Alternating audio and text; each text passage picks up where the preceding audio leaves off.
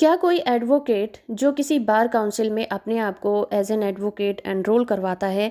और कानून की प्रैक्टिस भी करता है,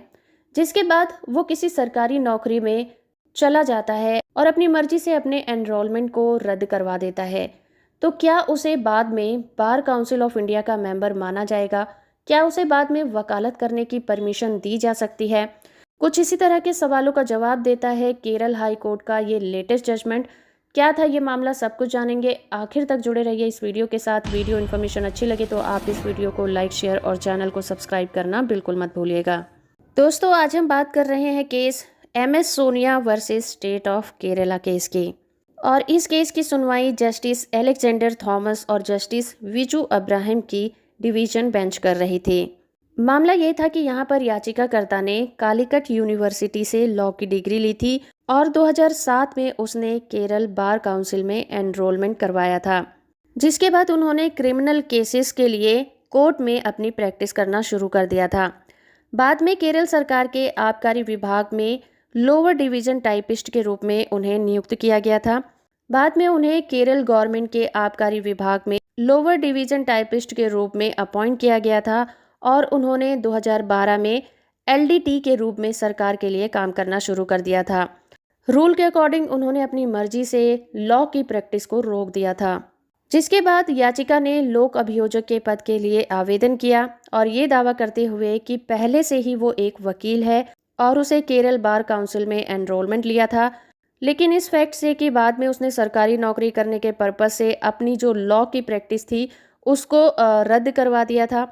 इसलिए उसे बार काउंसिल का सदस्य ना मानना उसके साथ नाइंसाफ़ी होगी। उसने कोर्ट में ये तर्क दिया था कि किसी भी स्थायी नौकरी को, परमानेंट नौकरी को करने के लिए कानून की प्रैक्टिस को रोकना ज़रूरी था, क्योंकि एक बार में एक ही जॉब की जा सकती थी, लेकिन उसका बार काउंसिल में एनरोलमेंट कैंसिल नहीं किया जा सकता, वो जारी रहता है। तो इस तरह से उसे बार काउंसिल का मेंबर समझा जाना चाहिए। कोर्ट ने उसके मामले पर नज़र डाली और ये कहा कि एडवोकेट एक्ट के नियम 43 और 49 को अगर हम एक साथ देखें तो एक वकील किसी भी व्यक्ति, सरकार, फर्म, निगम या संस्था में काम नहीं करना चाहिए जब तक कि वो अपनी लॉ की प्रैक्टिस करता हो, और अगर वो ऐसा कोई भी रोजगार करता है तो उसे बार काउंसिल को सूचित भी करना होगा। जब तक वो व्यक्ति कहीं पर नौकरी करता है तब तक वो वकील के रूप में प्रैक्टिस नहीं कर सकता, उसे अपनी वकालत वहीं पर बंद करनी होगी। लेकिन रूल 5 क्लॉज 2 और 3 ये भी कहता है कि अगर कोई व्यक्ति इस उद्देश्य से कि वो नौकरी कर रहा है अपने एनरोलमेंट को कैंसिल करवा देता है और बाद में अपने कानूनी प्रैक्टिस को रेगुलर करना चाहता है, तो उसे बार काउंसिल में पूरी तरह से पूरे प्रोसेस को फॉलो करते हुए एक एप्लीकेशन को देना चाहिए। तो पूरे मामले को ध्यान से देखते हुए हाई कोर्ट ने ये डिसीजन सुनाया